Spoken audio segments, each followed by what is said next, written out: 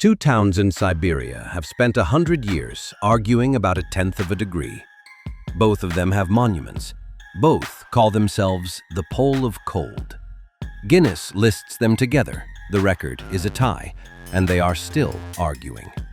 And in a century of it, neither town has explained the more obvious thing.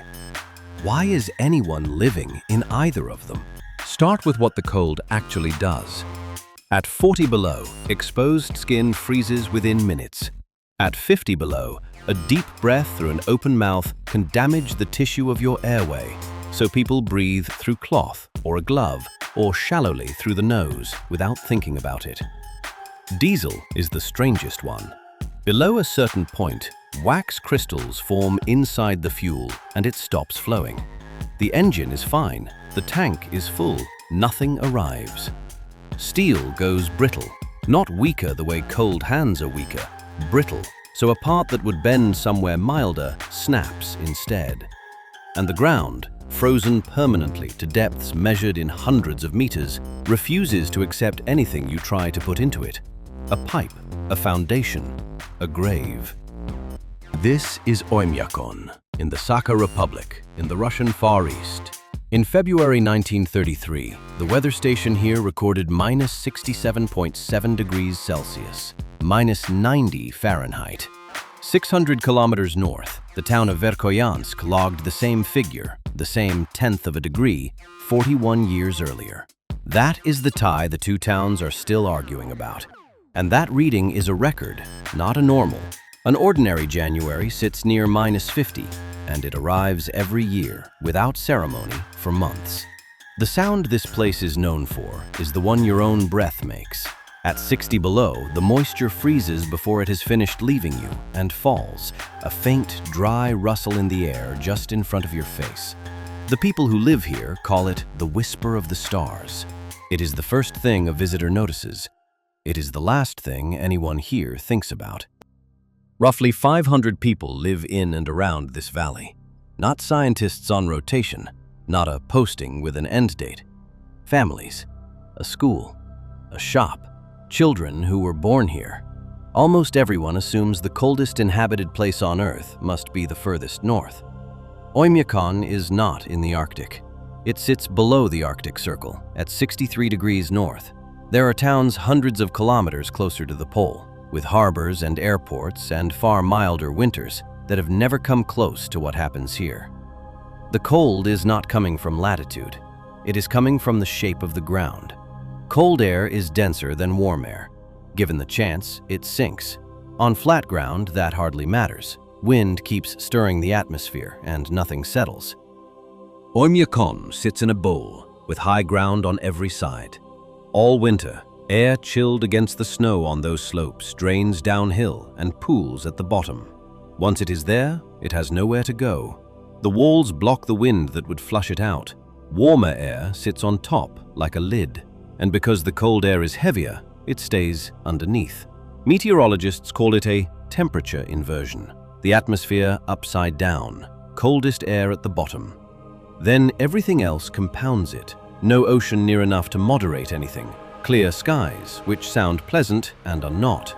Cloud works as a blanket, and without one, the ground radiates its heat into space. Snow reflects away what little sun arrives. Nights long enough that barely any daylight undoes the damage. Every factor pushes the same way. Not one cancels another. The valley manufactures cold. Then it keeps it. Move this settlement 50 kilometers. Put it on the slope instead of in the basin, and it would be a cold place, rather than the coldest place. The record does not belong to the region. It belongs to the terrain, which leaves a harder question than the temperature.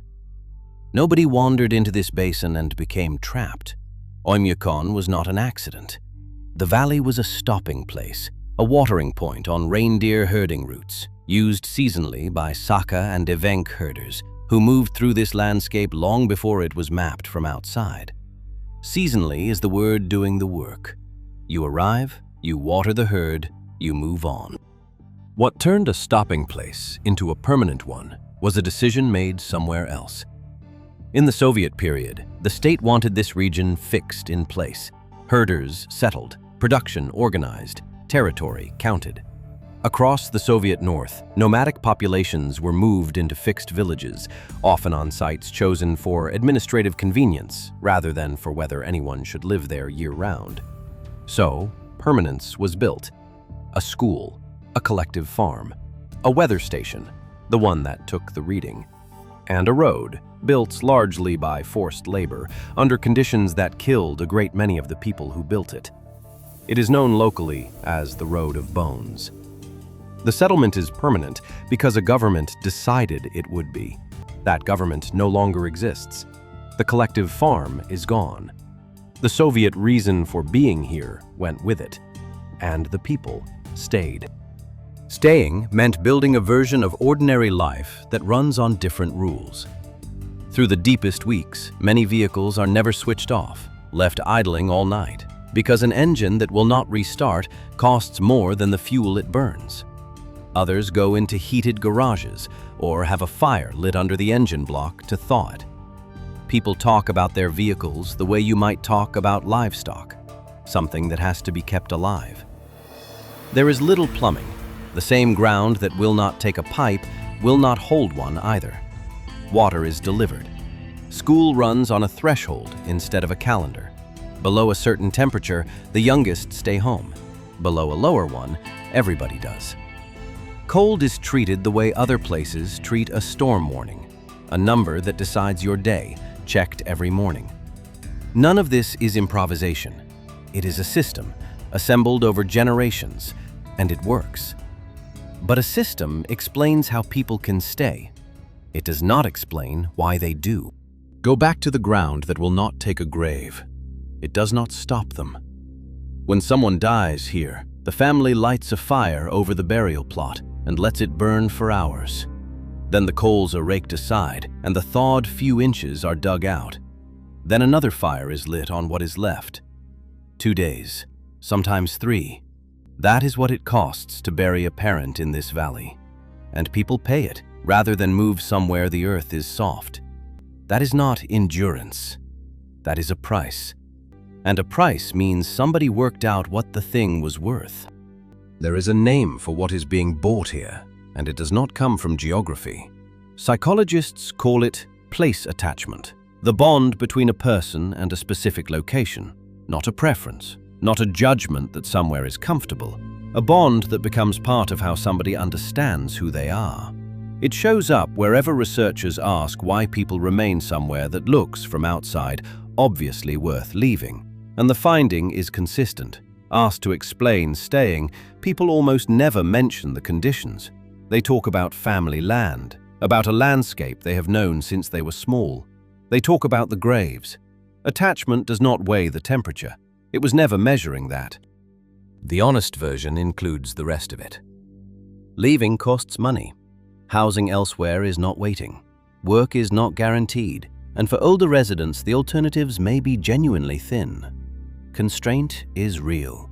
But constraint does not explain the ones who left, lived somewhere else for years, and came back. That is the shape of attachment.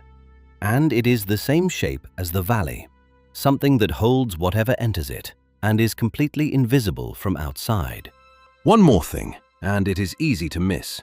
The name Oymyakon is generally understood to come from a word connected to unfrozen water, to a thermal spring in this valley that does not freeze, not even here. The coldest inhabited place on Earth is named after water that refuses to freeze. From a distance, this looks like a story about endurance, people surviving something. Up close, it is a story about ordinary life continuing under a condition nobody chose and nobody can change.